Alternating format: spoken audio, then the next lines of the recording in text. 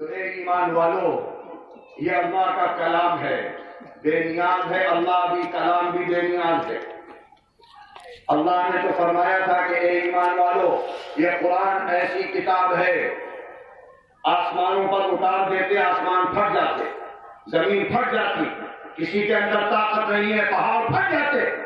یہ تو نبی کا کلیجہ تھا، ہدایت کی کتاب تھی، اس لیے ہم نے آسان بنا دی، ورنہ نبی کا کلیجہ بھی پھٹ جاتا۔ امت کے لیے آسان بنائی گئی ہے، وَلَقَدْ يَسَّرْنَا الْقُرْآنَ لِلذِّكْرِ، نصیحت کے لیے، عبرت کے لیے، عمل کے لیے۔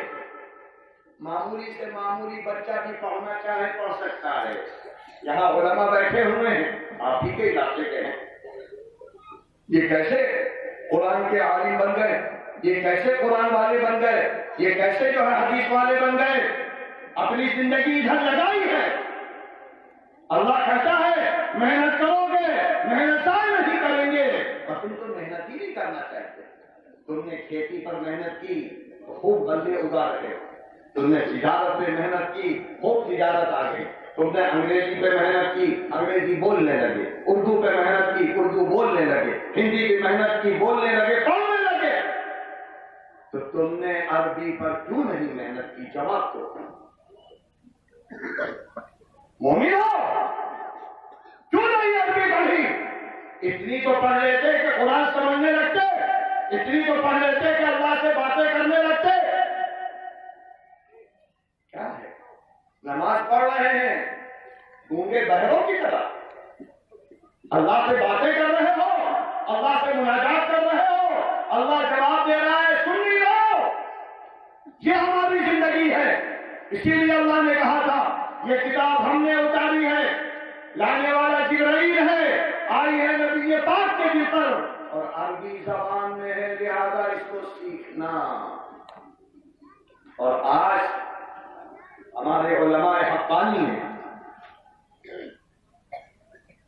ہمارے لیے اس قرآن کو اتنا آسان بنا دیا کہ اگر عربی نہیں سیکھ پا رہے تو اردو میں پڑھ لو، ہندی میں پڑھ لو، انگریزی میں پڑھ لو، ایک استاد کی نگرانی میں کچھ تو پڑھ لو، کچھ تو پڑھ لو، کچھ تو فہم پیدا کر لو، کچھ تو شوق پیدا کر لو۔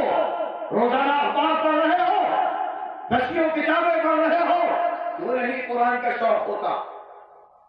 اب عذر نہیں ہے کہ عربی نہیں آئی، ہم نے پڑھا نہیں بچپن میں، یہ غلطی کی، اور پھر جب اردو میں آ گیا اس کا فہم تو وہ بھی نہیں پڑھیں گے، انگریزی میں آ گیا وہ بھی نہیں پڑھیں گے۔ اے اللہ تیرے کلام سے وحشت ہے۔ تو اللہ کہے گا ٹھیک ہے، اللہ کہتا ہے آؤ گے ہمارے پاس، پائی پائی کا حساب تم سے لیں گے، زندگی کے ایک لمحے کا حساب لیں گے۔ فَمَنْ يَعْمَلْ مِثْقَالَ ذَرَّةٍ خَيْرًا يَرَهُ وَمَنْ يَعْمَلْ مِثْقَالَ ذَرَّةٍ شَرًّا يَرَهُ۔ رائی کے دانے کے برابر اگر خیر لے کر آؤ گے میدان حشر میں اس کا نظارہ ہوگا، اگر رائی کے دانے کے برابر برائیاں لے کر آؤ گے اس کو بھی دیکھ لو گے۔ کھلا چیلنج ہے اللہ کا۔ اور آج یہ جو جتنی ترقیاں ہیں سائنس کی، یہ ہمارے ایمان میں اضافے کی دلیل ہونی چاہیے۔ اگر ہمارے عقل ہے، ہر چیز آدمی یقین کر رہا ہے، یہ موبائل ہے اس پہ یقین ہے، سب کو 100% یقین ہے۔ اس موبائل میں ہماری آواز ریکارڈ ہو رہی ہے، اس موبائل میں ہماری شکل ریکارڈ ہو رہی ہے، پورا جلسہ ماحول رات دن سب اس میں ہے، اور یہ ایسا ہے کہ اگر ابھی ہم چاہیں تو ساری دنیا میں پلے کر دیں۔ ہے کہ نہیں؟ یقین ہے کہ نہیں؟ سب کی جیب میں، سب کے ہاتھ میں ایک میموری ہے ریکارڈ کر رہی ہے، یہ پلے ہو جاتا ہے، بجا دیا جاتا ہے، ہر جگہ پہنچایا جا سکتا ہے، رات ہے یا دن ہے اس کا پتہ چل جاتا ہے، اور جب چاہو اس کا فوٹو نکال لو۔ یہی اللہ نے ہم سے قرآن میں کئی جگہ کہا ہے، الا یعلم من خلق، جس نے پیدا کیا ہے، جس نے باڈی بنائی ہے، جس کے سانچے میں گھرے ہو تم، تم زیادہ جانتے ہو اپنے کو.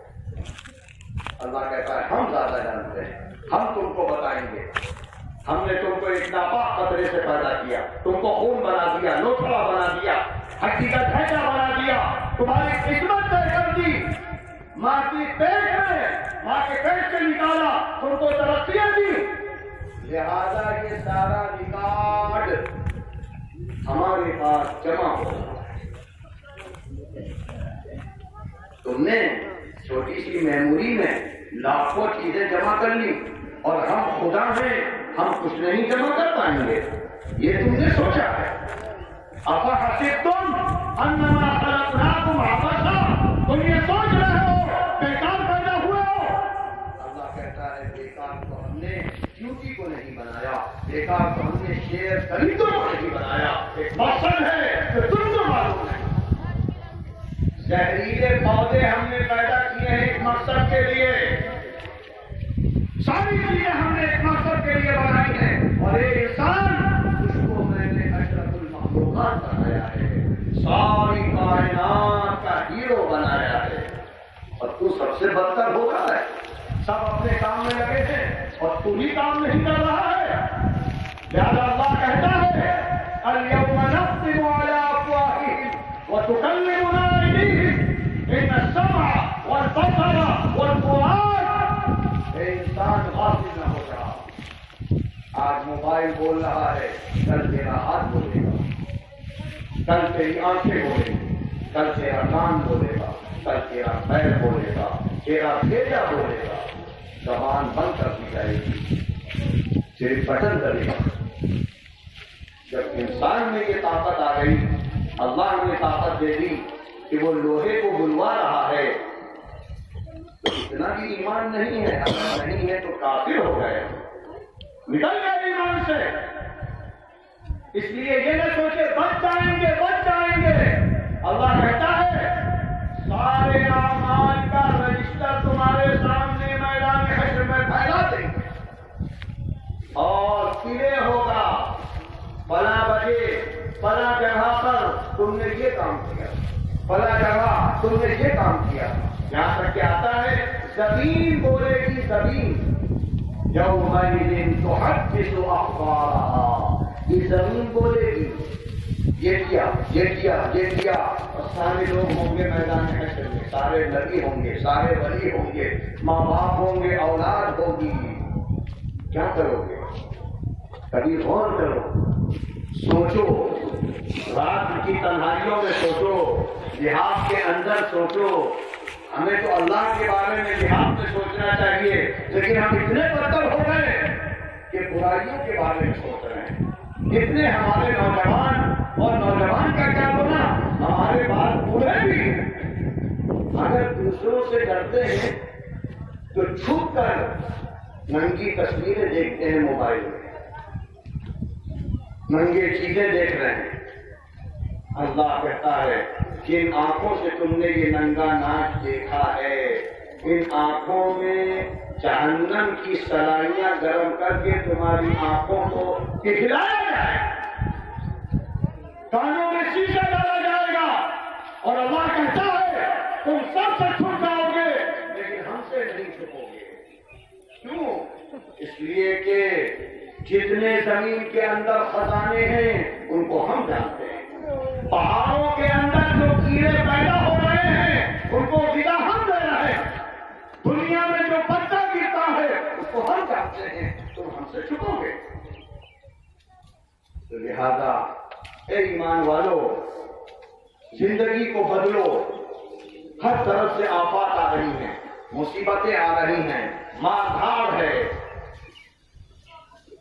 اور اللہ نے پہلے ہی حکم دیا تھا ان مصیبتوں سے بچنے کا ذریعہ کیا ہے, قرآن کو تھام لو, نبی کی زندگی کو لے لو, اور آپس میں جھگڑے نہ کرو.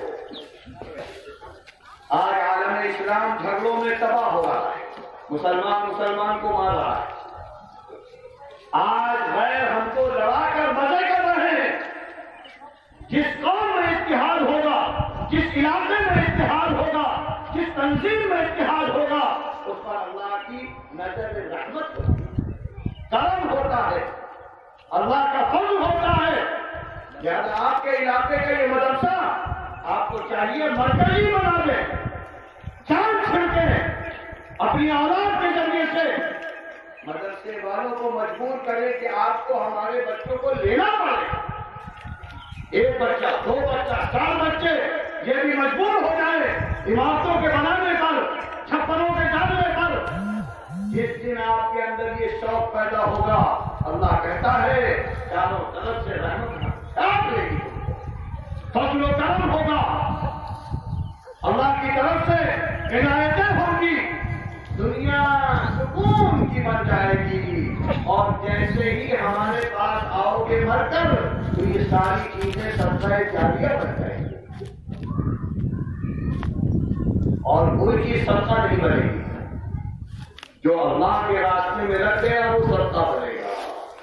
لہذا یہ اولاد اگر حافظ بن گئی تو اللہ نے تو بڑے وعدے کیے ہیں. اگر خدا نخواستہ بدعملی کی وجہ سے جہنم میں چلے گئے ماں باپ تو سب سے پہلے اولاد ماں باپ کو نکالے گی. آؤ بھائی جنت سے چلو، کیونکہ تم نے ہم کو حافظ قرآن بنایا. تمہاری محنت کی وجہ سے ہم کو اللہ نے یہ توفیق دے دی تھی.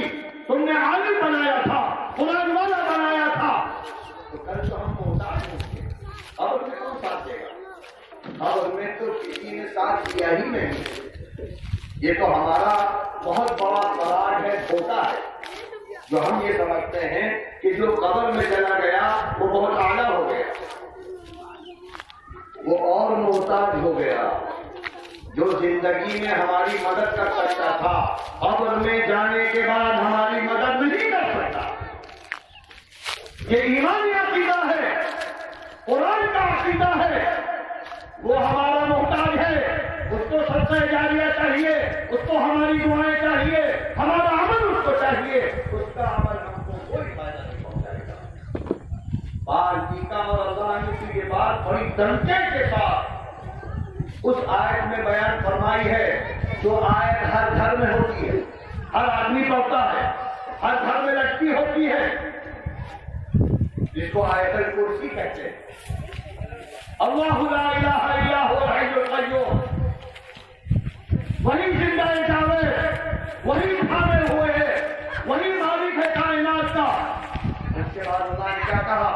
ارے وہ تو ایسا طاقتور ہے کہ اس کو اونگ بھی نہیں آتی، نیند بھی نہیں آتی، غافل نہیں ہے. ساری کائنات اس کے قبضے قدرت میں ہے.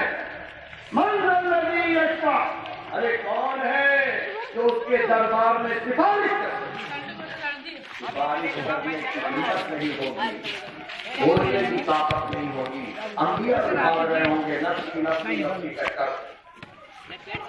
جب اللہ کا جلال ٹھنڈا ہوگا، نبی کے پاس صلی اللہ علیہ وسلم جب سجدے میں جائیں گے، روئیں گے، گر گرائیں گے، اللہ کے حمد و ثنا بیان فرمائیں گے. اس کے بعد اللہ اپنے نبی کو سب سے پہلے شفاعت دے گا. وہ کہے گا سر اٹھاؤ، مانگو کیا مانگتے ہو. کتنا وقت گزر چکا ہوگا.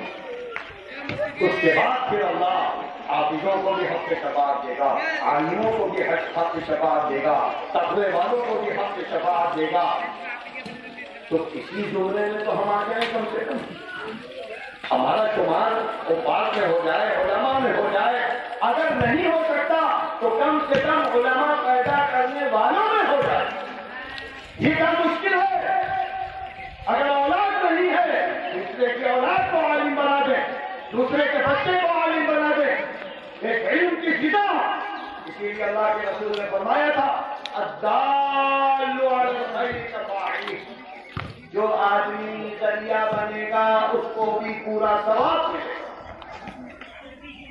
اگر اپنے بچے کو نہیں تو دوسرے کے بچے کو حافظ بنا دو، گاؤں کے بچے کو حافظ بنا دو، عالم بنا دو، مدرسے میں تعاون کرنے والے بن جاؤ، مدرسے کو آگے بڑھانے والے بن جاؤ، دین کے کاموں میں آگے بڑھو، دعوت و تبلیغ میں آگے بڑھو. یہ سب ہر مسلمان کا فریضہ ہے.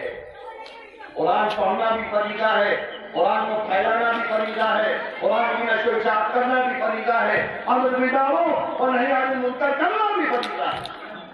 اسی لیے اللہ کے رسول صلی اللہ علیہ وسلم نے بڑی تاکید کے ساتھ فرمایا، اللہ نے اپنے نبی سے آخری بات کہہ دی، یا ایھا الرسول بلغ ما انزل الیک من ربک، اے نبی ہمارا یہ قرآن پہنچاتے رہو، بتاتے رہو۔ اگر تم نے قرآن کو عام نہیں کیا، اگر تم نے قرآن کو نہیں پہنچایا تو تمہاری رسالت ختم، وما بلغت رسالتہ۔ اسی لیے اللہ کے رسول صلی اللہ علیہ وسلم حجۃ الوداع میں کھڑے ہو گئے تھے اور فرمایا تھا، فَلْيُبَلِّغِ الشَّاهِدُ الْغَائِبَ۔ اے صحابہ، 1,44,000 کی تعداد صحابہ کی، آپ سب سے کہہ رہے تھے جو دین ہم نے تم کو دیا ہے، جو قرآن دیا ہے، جو احادیث دی ہے، اس کو پہنچاتے رہو۔ لہذا آج ہمارے پاس آیا، ہم اس کو اپنی اولاد کی طرف منتقل کریں، اولاد کی طرف منتقل کریں، تو ہم بھی دین والے باقی رہیں گے اور قرآن سے جڑے رہیں گے، اور جب قرآن سے جڑے رہیں گے تو انشاءاللہ دنیا کی بھی اور آخرت کی بھی عزت مل کر رہے گی۔ جوڑ ہی اصل ہے، چھوٹی چھوٹی چیزیں جب جڑ جاتی ہیں تو بڑی بن جاتی ہیں۔ مسجد اللہ سے جڑ گئی تو سب سے اچھی جگہ ہو گئی، بازار شیطانوں سے جڑ گئے تو سب سے بدتر ہو گئے، یہاں تک کہ مسجد اینٹ لگ گیا، مورنگ لگ گئی، بالو لگ گئی، مقدس ہو گئی، نسبت مل گئی اس کو اللہ کی۔ تو لہذا جب ہمارا دل قرآن والا بن جائے گا، جب ہمارا دل جنم و دماغ اللہ والا بن جائے گا تو تقدس نہیں ملے گا۔ کعبے میں اینٹ لگ گئی، کعبے میں کپڑا لگ گیا تو اس کو چوما جاتا ہے۔ جب اللہ ان دنیا کی مادی چیزوں کو اپنی نسبت کی وجہ سے اعلیٰ سے اعلیٰ بنا دیتا ہے تو انسان تو سب سے اعلیٰ بن جاتا ہے، اور اس علم دینی کی وجہ سے، قرآن و حدیث کی مہارت کی وجہ سے، اللہ سے تعلق کی وجہ سے اللہ کہتا ہے تم ہمارے جانشین بن کر آؤ گے، تم نبی کے وارث بن کر آؤ گے۔ اللہ تعالی ہم سب کو عمل کی توفیق عطا فرمائے، اور جس جلسے سے بیٹھے ہیں کچھ لے کر جائیں، ایک ٹاپ لے کر جائیں، ایک فکر لے کر جائیں، اور یہ طے کریں کہ اگر اب نہیں پڑھا تھا تو اب پڑھیں گے، بوڑھے ہو گئے پڑھیں گے، کسی عالم کو بلا کر گھر میں پڑھیں گے، مدرسے میں پڑھیں گے، بازار میں پڑھیں گے، اپنی بوڑھی ماں کو پڑھائیں گے، اپنی بیوی بچوں کو پڑھائیں گے۔ اگر اتنا سا آپ یہاں سے طے کر جائیں تو اللہ کی رحمت برستی ہی رہے گی اور آپ کے گھر میں خوشیاں آنے لگیں گی۔ اللہ دین بھی دے گا اور دنیا بھی دے گا۔ اللہ تعالی ہم سب کو عمل کی توفیق عطا فرمائے، ہم سب کا رشتہ قرآن و حدیث سے جوڑ کر ہماری دنیا بھی اچھی بنائے اور ہماری عقبہ بھی اچھی بنائے۔ وآخر دعوانا ان الحمد للہ رب العالمین۔